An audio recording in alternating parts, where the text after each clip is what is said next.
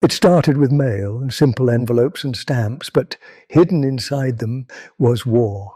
In early 1945, as Nazi Germany began to crumble, Allied intelligence officers came up with a plan so strange it sounds like something out of a spy novel. They called it Operation Cornflakes, a psychological warfare mission designed to break German morale. One fake letter at a time. Here's how it worked.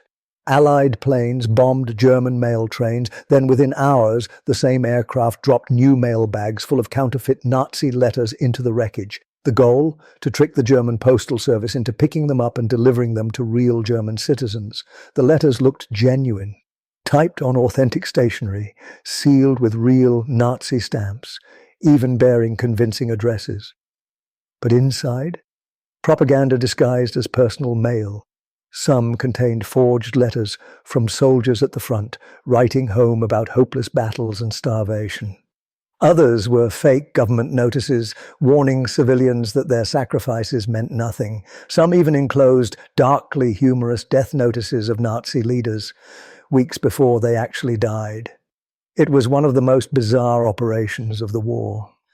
A propaganda campaign delivered straight through people's front doors. At first, no one suspected a thing. The German postal system, still running even amid bombings, unknowingly spread hundreds of these psychological grenades across the country. Imagine opening a letter from your son at the front and finding words that shattered everything you believed. The masterminds behind Operation Cornflakes worked out of a secret Allied base in Rome. Hidden behind the front lines, inside an old printing factory, a small group of intelligence officers, artists, and exiled German refugees began building what looked like a legitimate Nazi post office. Inside enemy territory. Their leader was an American intelligence officer named Major Thomas J. DeWitt, a man obsessed with psychological warfare. His idea was simple but brilliant. If you can't bomb a man's city, bomb his beliefs instead. The factory ran day and night, printing forged German stamps, envelopes, and stationery so perfect that even the Reich's postal inspectors couldn't tell the difference. They had German typewriters, authentic ink, and even captured Nazi postal seals. Every fake letter was handwritten or typed in the stiff, bureaucratic tone that Germans were used to seeing from the government. But what made this operation truly genius was the detail. They even created fake obituaries listing the names of soldiers who died heroically for the Führer, using real names of people already reported missing in action. To any grieving mother, it looked heartbreakingly authentic. Then came the crowning touch, a fake postage stamp featuring Hitler himself, but with a twist. If you looked closely, the letters on the stamp subtly spelled Feldpost, Fälschung, field mail, counterfeit. It was the Allies' hidden signature, a mocking watermark right under the Führer's nose. By the time the presses stopped, they had produced thousands of fake letters and envelopes ready to be delivered by chaos. All they needed now was a real mail train to crash. It was just before dawn, February 5th, 1945. The air over northern Italy was still cold and quiet. From above, a dark formation of Allied bombers moved silently through the clouds. But one of them carried something unusual. Not bombs, not supplies, mailbags. This was the launch of Operation Cornflakes. Their target, a German mail train running from Verona to Munich, packed with thousands of letters, packages, and propaganda meant for Nazi soldiers at the front. The plan was as insane as it was brilliant. They'd bomb the train, killing the guards and destroying the engine, then drop the fake mailbags among the wreckage. If all went according to plan, when the Germans cleaned up the crash site, they'd find undamaged mailbags, and assuming they were from the original train, send them through the postal system. The result? Hitler's own postal service would deliver anti-Nazi propaganda straight into the homes of his soldiers. As the bombers approached their target, the radio crackled. Target in sight. Train on schedule. A few seconds later, the silence shattered. Explosions ripped through the valley. The train derailed, carriages flipped, and smoke filled the sky.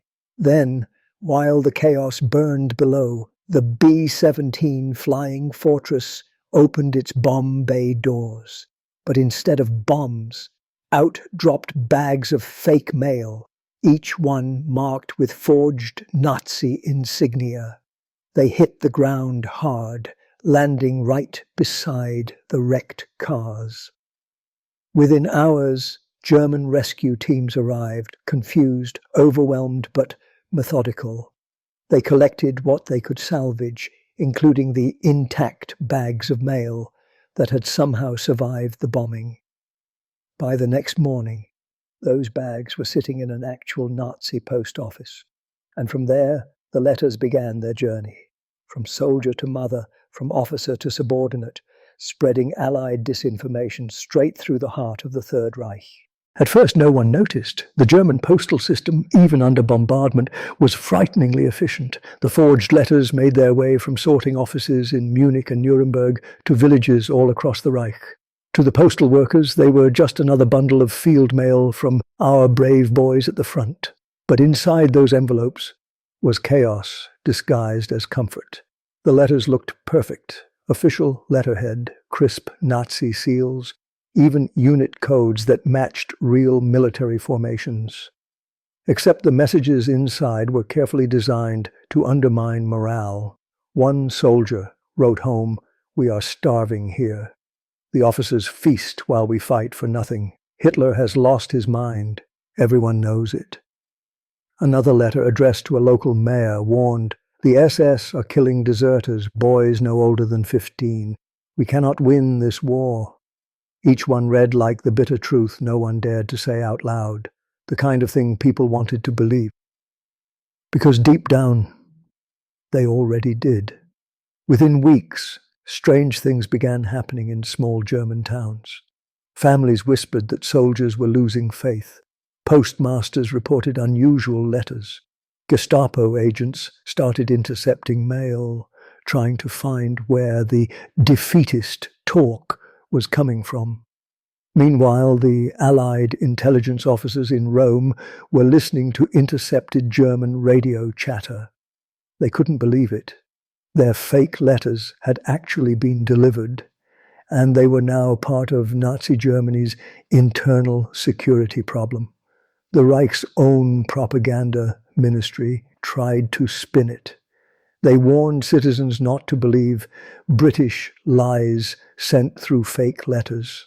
But it was too late. When the government has to tell you not to believe the mail, the doubt is already planted. Operation Cornflakes had turned Hitler's postal system into a weapon against itself. By the spring of 1945, Germany was collapsing. Cities were burning, communication lines were in ruins, and the once mighty Reich was choking on its own propaganda. And buried beneath the chaos was the quiet success of Operation Cornflakes. Inside Allied intelligence headquarters in Rome, Major Thomas DeWitt and his small team sifted through reports. Intercepted messages showed that the fake letters had circulated for months, even after some Gestapo warnings. They had reached German soldiers, police officers, and civilians, fueling doubt when loyalty was most fragile. The operation had only run a handful of missions, about 20 mail drops total, but each one injected thousands of poisonous letters into the heart of Hitler's empire. When Germany finally surrendered in May 1945, investigators found that Nazi postal offices had unknowingly handled thousands of forged documents. Some were even stamped "Return to Sender," with handwritten notes like, "He died at Stalingrad." Addressee missing since the Ardennes. Those same envelopes were traced back to the Allies' Rome printing factory, the one built to look like a piece of Nazi Germany itself. No bombs, no bullets, no tanks, just paper, ink, and a brilliant idea. Operation Cornflakes didn't win the war, but it proved something remarkable.